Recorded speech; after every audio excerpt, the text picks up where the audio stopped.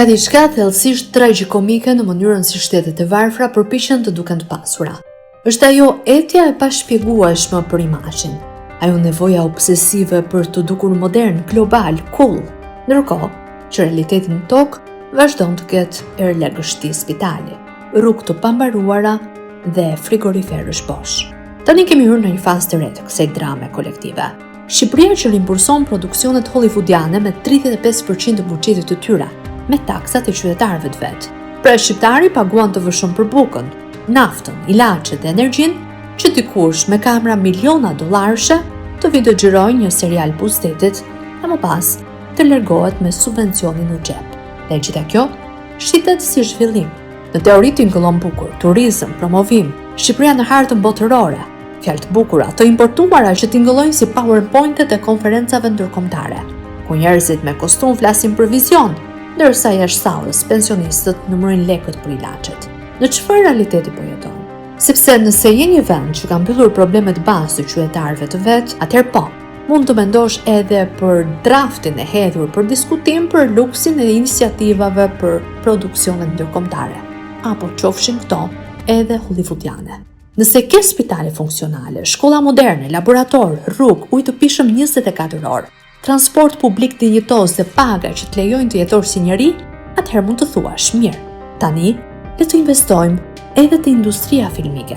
Por Shqipëria nuk është aty. Shqipëria është vendi ku njerëzit ikin sepse nuk ndërtojnë dot jetën. Vendi ku infermierët largohen në Gjermani.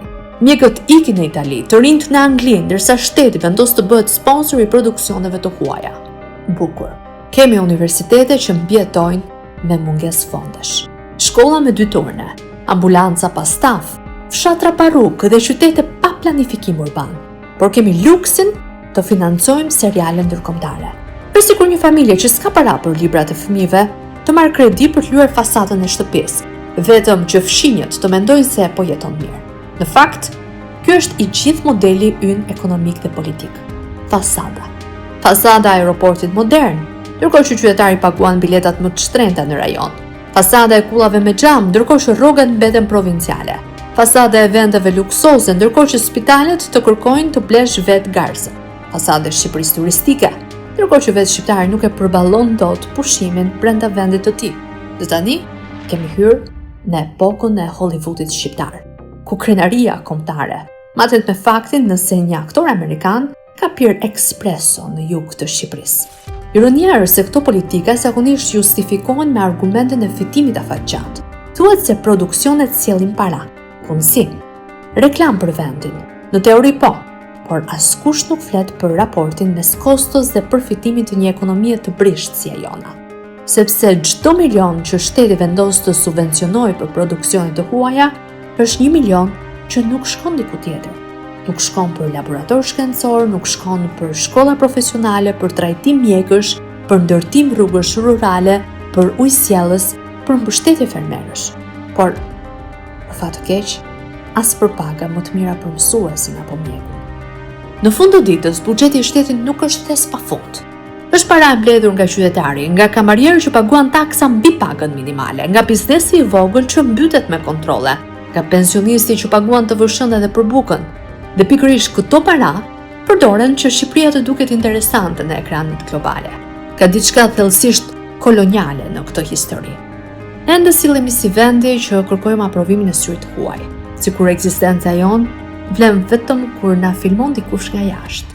Sikur zhvillimi matet me numrin e dronëve që xhirojnë rivjerën, ndërkohë qytetari i zakonshëm vazhdon jetën e tij krejt i jashtë kësaj propagande vizuale. Ai nuk jeton në klip promocional, nuk jeton në slow motionin me muzikë epike, jeton në autobus të mbushur, në spitale të amortizuara, në tregje me çmime europiane dhe paga ballkanike. Madje, ndonjëherë, kjo pani për imazh bëhet edhe fyese, sepse është e vështirë të shpjegosh një familjeje që nuk përballon dot ngrohje në dimër se shteti duhet patjetër të financojë një serial ndërkombëtar për promovimin e vendit. Çfarë promovimi është ky? Kur vetë qytetari nuk arrin të jetojë me dinjitet në vendin që po promovohet. Kjo është drama jonë moderne. Kemi filluar të investojmë më shumë tek mënyra si dukemi se sa tek mënyra si jetojmë. Po ndërtojmë më pak shkolla, por më shumë marketing. Më pak spitale, por më shumë fasad, më pak laborator, por më shumë evente. Më pak profesionist, por më shumë propagandë. Më pak shtet funksional, por më shumë branding kombëtar. Dhe në fund, pushteti gjithmonë fiton një video të bukur për rrjetet sociale, ndërsa qytetari fiton një faturë të mirë. Ndoshta kjo është metafora më e saktë e Shqipërisë së sotme. Një vend që përpiqet me çdo kusht të duket si film, ndërkohë që populli jeton pas kamerave.